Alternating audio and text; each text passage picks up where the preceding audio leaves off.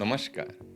आइए आज हम क्लॉज के बारे में सीखेंगे। साथ ही साथ इनके विभिन्न प्रकार के बारे में भी जानने की कोशिश करेंगे। चलिए आज के वीडियो शुरू करते हैं। क्लॉज एक शब्द समूह को कहते हैं जिसका एक कंप्लीट मीनिंग होते हैं और जहां एक सब्जेक्ट और प्रेडिकेट होते हैं। अभी आप बोल सकते हैं कि एक सेंटेंस और एक क्लॉज में तो कोई डिफरेंस नहीं है। हाँ, कभी कभार एक सिंपल सेंटेंस और एक क्लॉज इक्विवेलेंट होते हैं, लेकिन हमेशा ही एक सेंटेंस और एक क्लॉज बराबर नहीं होते हैं। इसको समझने के लिए हम एक उदाहरण का सहारा लेते हैं। अगर हम एक सेंटेंस को एक मकान समझते हैं तो एक क्लॉज उस मकान का एक रूम के बराबर होगा।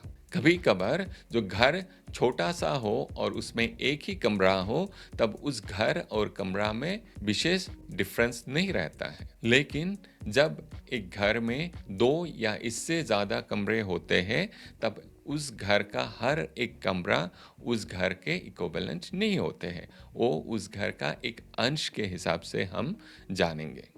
ठीक उसी तरह से एक सेंटेंस में एक या एक से ज़्यादा क्लॉजेस हो सकते हैं। क्लॉजेस मूलतः तीन प्रकार के हैं: नाउन क्लॉज, एडजेक्टिव क्लॉज और एडवर्ब क्लॉज। जब कोई क्लॉज एक सेंटेंस में नाउन की तरह इस्तेमाल होते हैं तब उसे हम नाउन क्लॉज कहते हैं।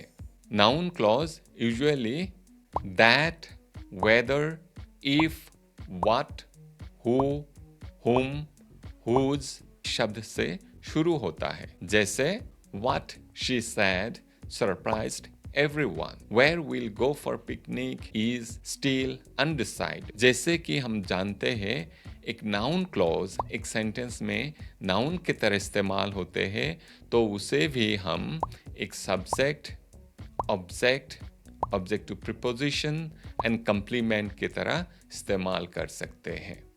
जैसे What she said surprised me. I know that he likes chocolates. He is interested in what you said. दूसरे ओर जब कोई क्लॉज एक सेंटेंस में एडजेक्टिव की तरह इस्तेमाल होते हैं तब उसे हम एडजेक्टिव क्लॉज कहते हैं।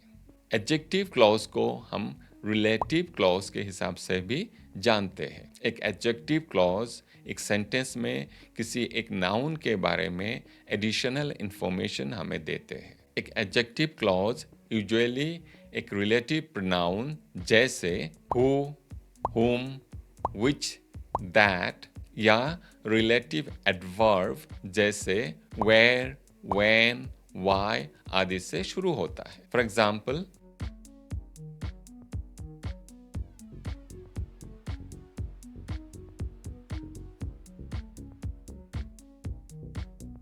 उसी तरह से जब कोई क्लॉज एक सेंटेंस में एक एडवर्ब की तरह इस्तेमाल होता है तब उसे हम एडवर्ब क्लॉज कहते हैं। एडवर्ब क्लॉज यूजुअली हमें मेन क्लॉज के बारे में एडिशनल इंफॉर्मेशन प्रदान करते हैं। यह एक सेंटेंस में how, when, where, why, to what extent प्रश्न के उत्तर दिलाते हैं। जैसे I will call you when I get home. She studied hard till she felt confident.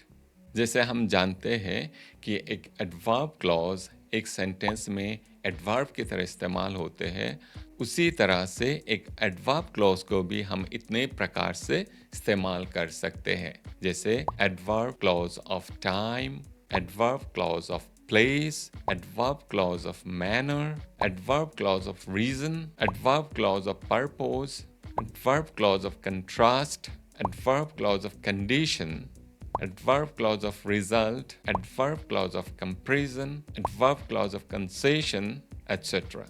अब इस सभी क्लॉजेस को हम फिर से मेनली दो कैटेगरी में कैटेगराइज कर सकते हैं: independent clause and dependent clause. जब कोई क्लॉज एक सेंटेंस में इंडिपेंडेंटली कंप्लीट मीनिंग एक्सप्रेस कर सकते हैं तब उसे हम इंडिपेंडेंट क्लॉज कहेंगे।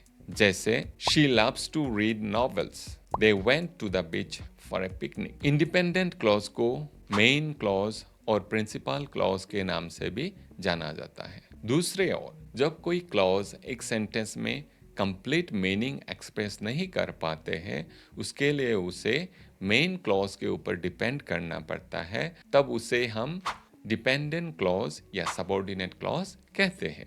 जैसे because it was raining they stayed indoors, after he finished the homework he went for a picnic. आशा करता हूँ आप लोगों को क्लॉज के जो कंसेप्ट है वो क्लियर हो गया होगा। इसके बाद भी अगर आप लोगों को कोई डाउट है तो कमेंट बॉक्स में कमेंट करके पूछना ना भूलें। धन्यवाद।